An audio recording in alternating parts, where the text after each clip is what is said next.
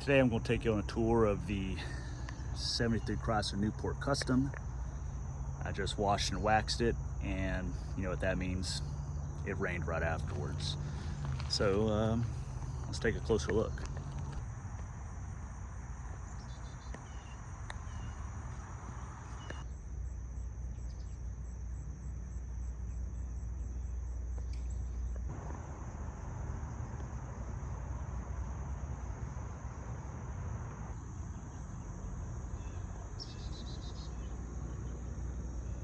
Well, that's a good thing.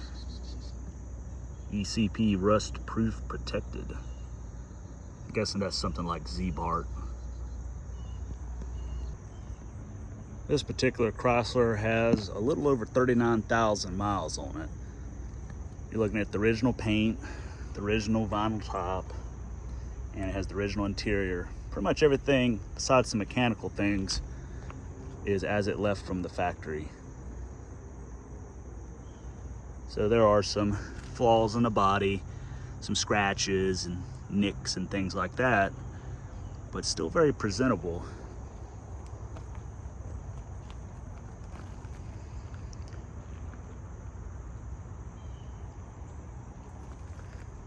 And it just rained, like I said, so that's why there's water beaded up everywhere. This car does have the optional fender mounted turn signal indicators.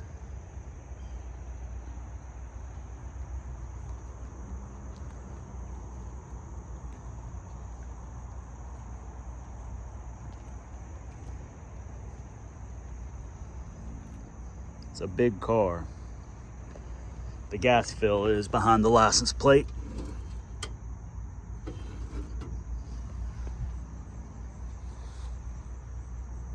And there was a dealer badge here, and whoever had it before decided they wanted to peel it off. I have it in the glove box, actually. I'll take a look at that. It's kind of an interesting one.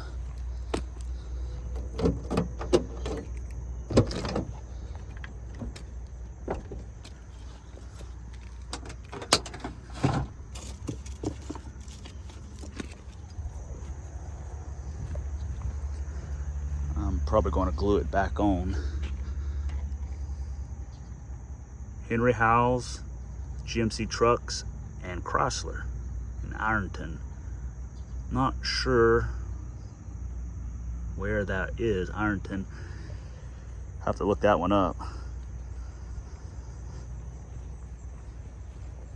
Luckily I found this in the trunk after I bought the car.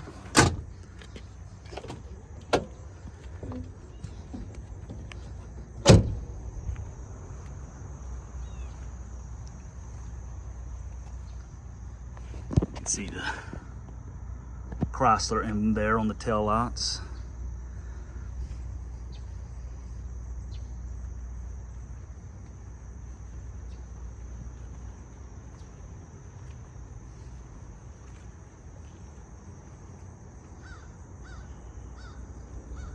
Take a look inside. It's a little dirty because I do drive this car a lot. Original door panels.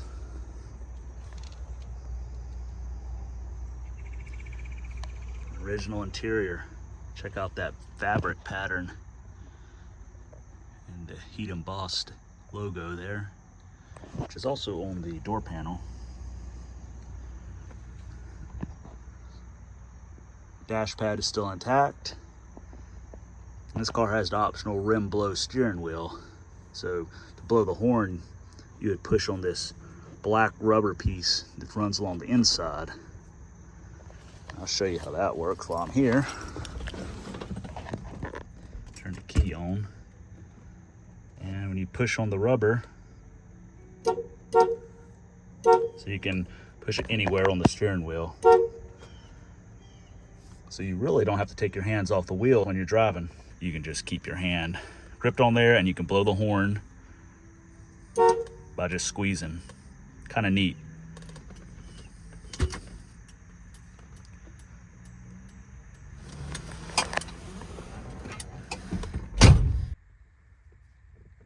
So this car has a whole bunch of idiot lights, so they call them, when you turn the key on.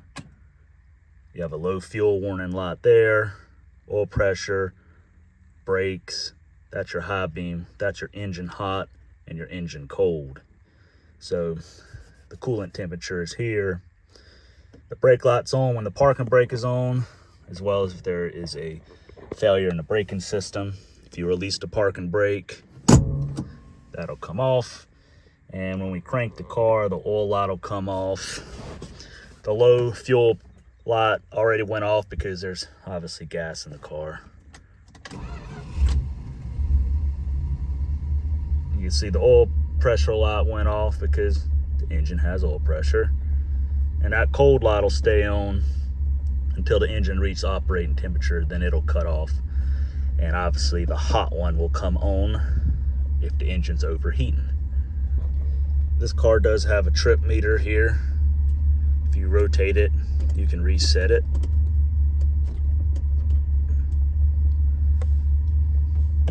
Over here is your headlights and park lights. And if you rotate the knob, that dims and brightens the dash lights. So 1 click is park lights, 2 clicks is headlights. And if you leave them on, like say, we open the door,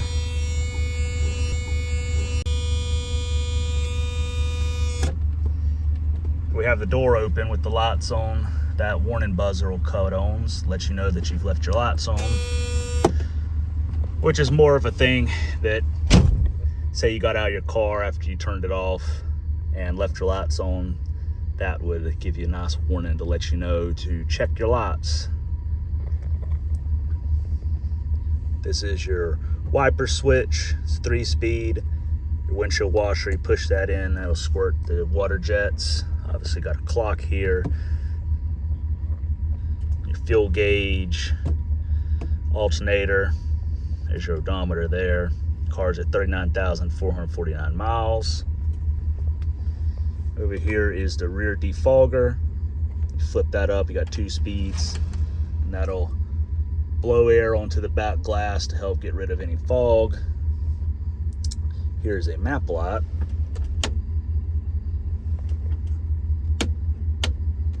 And that's the speaker fader for the front and rear speaker. And we have here our air conditioning controls, radio. Got an ashtray down here for the driver. There's also one over here for the passenger. And down low, we got kick panel vents. So you pull this out, that opens up a vent there in the kick panel. And there is also one on the driver's side down here. So you pull this out, and that'll open a kick panel vent down here.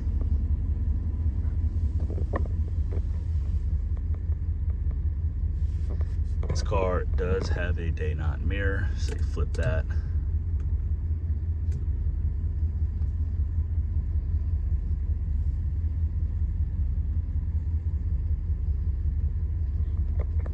This being a factory air car, we got dash vents here in the center, which can go left and right, up and down.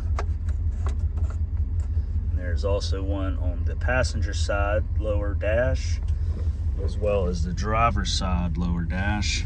And these rotate all around, and you can open and close the vents by rotating the knob. This is your remote mirror control. You move this knob up, down, left, and right, and that'll adjust the mirror. As you can see,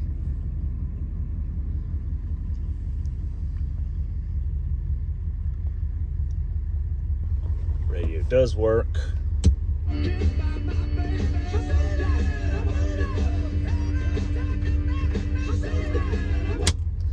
It is AM and FM, so when you flip this switch here, AM, FM. Gospel 9 sent you by.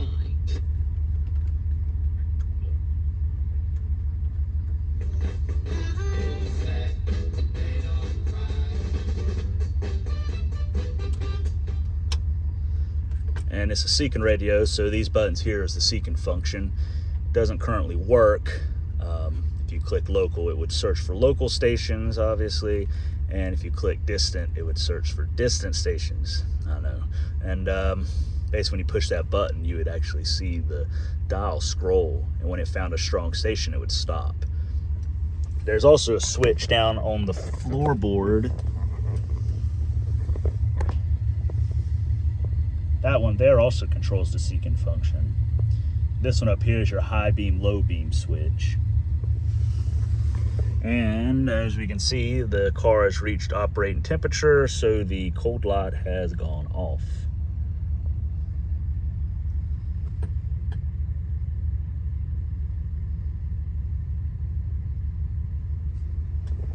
Car does have a big glove box with a lot.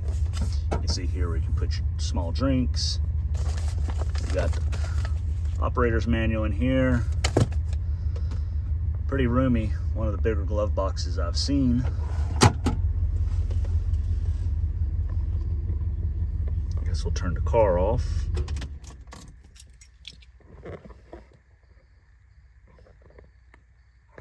Up on the headliner is what appears to be another seat belt, and that's exactly what it is. That's your shoulder belt. Before they were all one piece, you actually had to hook them together. With that being said, nobody ever really used them because it was another step that you had to do. So most of the times they just left them folded up there on the roof. You can see there's one on the driver's side as well. And I'll show you how that works here in a second, just for fun.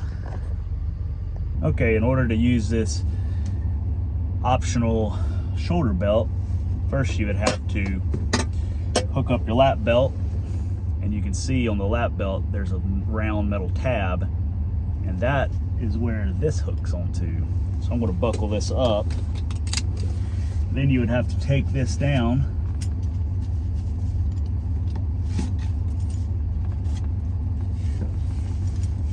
and it is adjustable, so you can give it some slack here, and then you would clip it to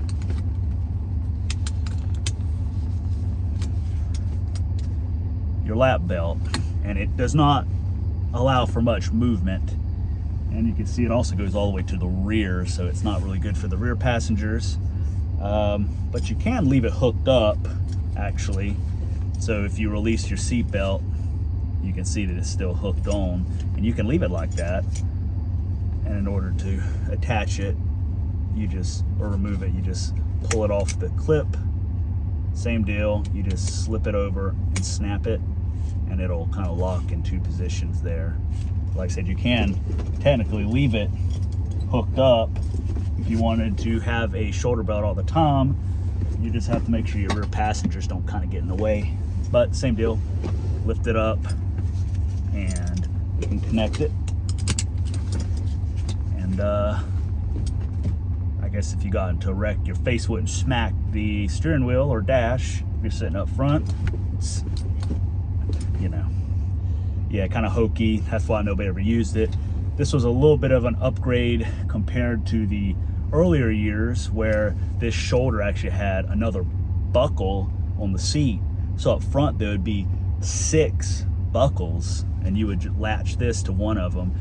This was a little bit nicer, and the fact you could leave it hooked up. I think by 74 it was all one piece and it retracted. It was a lot better idea, a lot better design. This made it work for the law. I believe it was required by law to have the shoulder belt. I'll let you take a look at it latched down here as well, I guess, so you can see how that is. There it is, attached.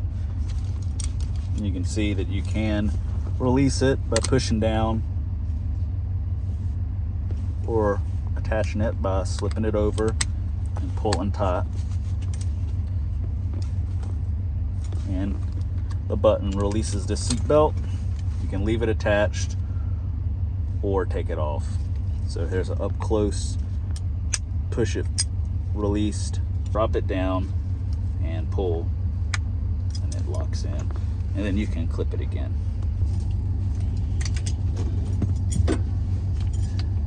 And then we got to put it back up here, which, since this never got moved, you can kind of tell where everything was. That's probably the first time that's actually ever been used. We're pulled off of here.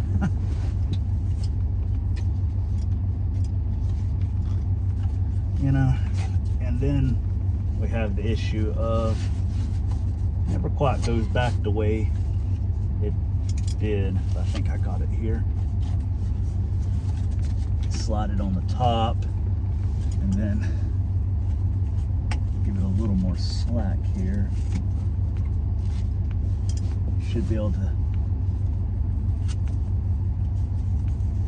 just barely clip it. Kind of slide it over that one tab there.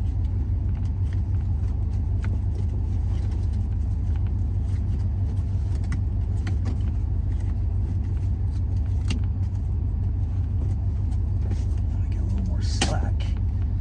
Okay. Pull this here and try to take it up.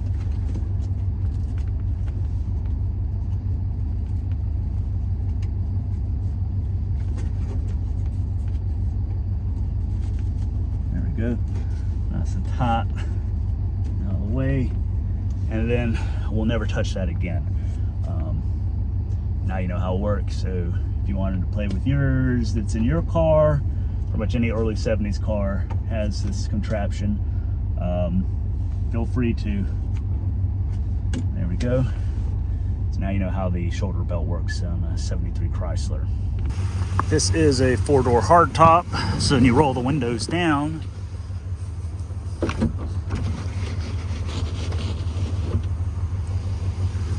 and shut the door, there is no post.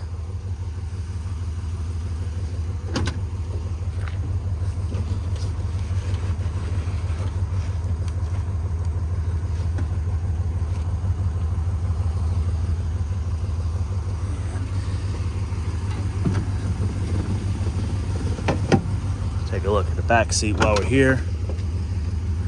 Get my safari hat. There is 6 seat belt positions.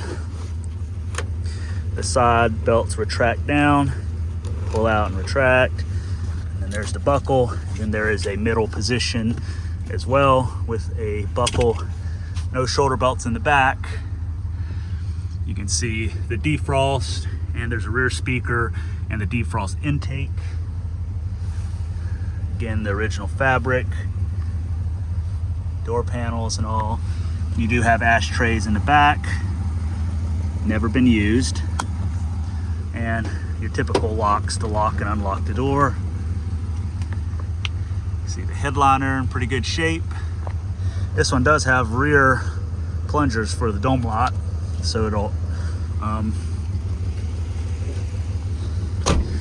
come on when you open the rear doors too.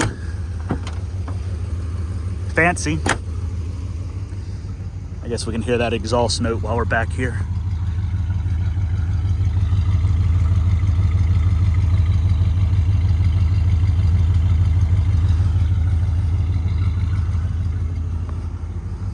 There is a little bit of rust bubbling under the vinyl top around the back window.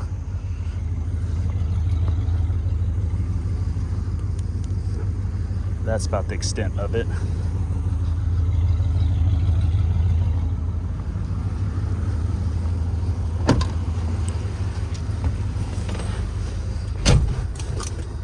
Forget to buckle up. And let's go for a drive.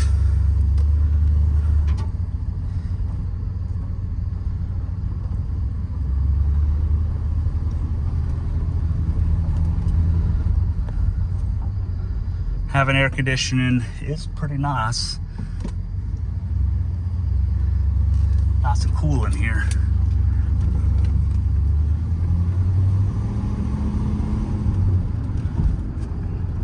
This is a 400 big block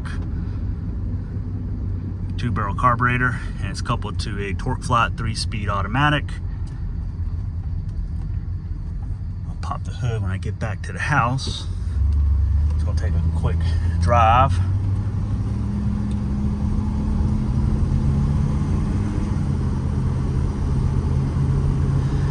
is a nice, quiet, smooth riding car.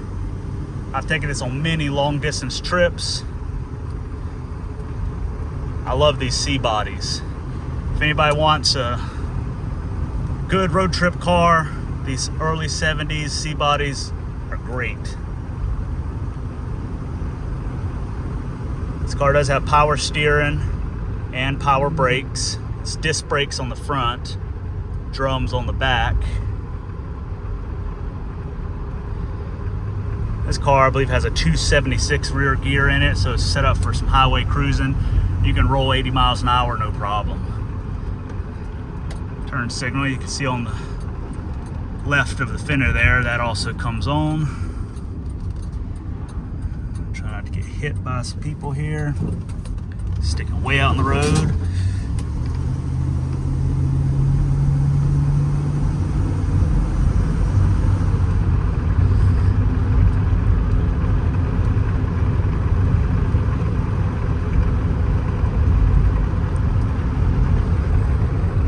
Very roomy in here, very comfortable for adults. Some cars are kind of token when it comes to your comforts because they're made for very small people or kids. This car, 6 people sitting in here, full-size adults, totally fine.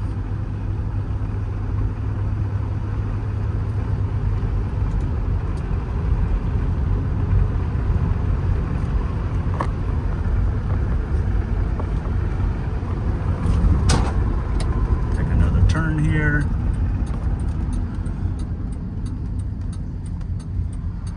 Whip this sucker around.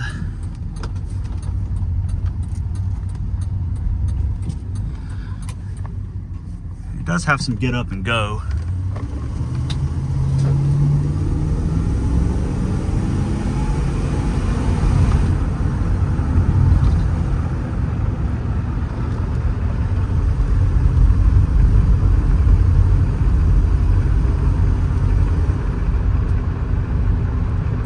Rim blow, so you don't have to take your hand off the wheel.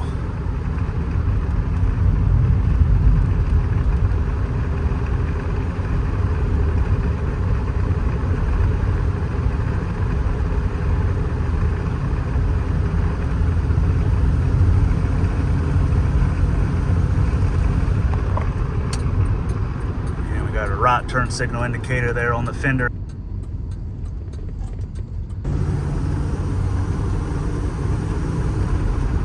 These cars handle really good too. You can slalom around these curves, no problem. The brakes stop excellent. Pretty big brakes.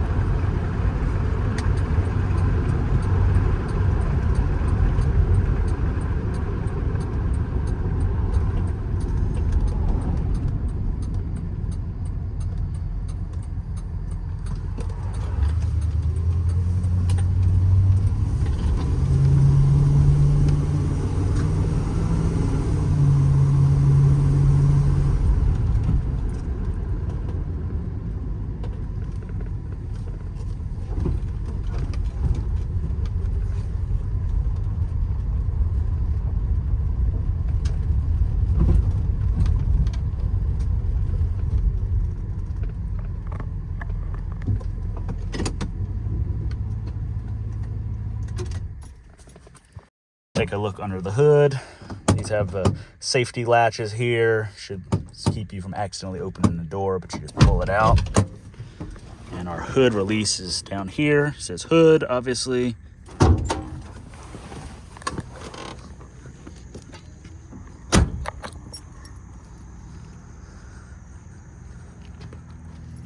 There's a safety catch in here. Lift up. There it is, 400 big block. Said recently converted to a Sandan air conditioning compressor. Otherwise, pretty much everything under here is original. Still got the original stickers. See here on MoPars, you can tell what it is real easy. It's 400 cubic inch. Gives your idle settings and whatnot. Here's your data plate, shows all the options. This thing even has the original MoPar brake booster.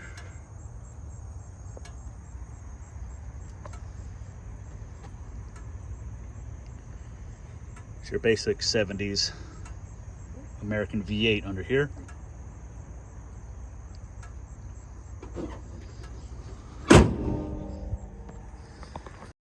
And we'll take a look in the trunk. This is one of the reasons why I like these cars so much. If you're taking a trip, plenty of space. Got a bunch of tools back here, but there's a lawn chair for scale. You can put all kinds of luggage back here and still have room. There's your spare tire and your bumper jack and jack instructions. And this one does have a trunk lock. And those are actually reverse slots.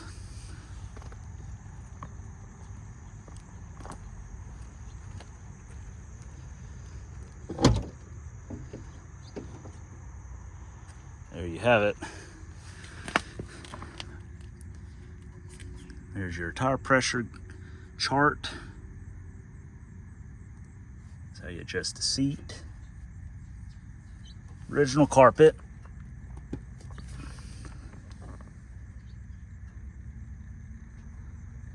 Now you can see that, I guess, rust proofing stuff sprayed in. This car doesn't have any rot, so I guess that stuff does work.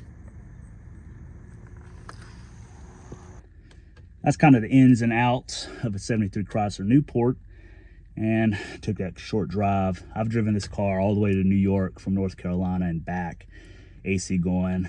These are great cars for a trip. I really like these cars. As soon as I sell one, I got to find another one. Really looking for a station wagon, so this one's going to be coming up for sale just so I can find one of those. I hope you enjoyed your tour of this 73 Chrysler, and until next time, catch you on the road.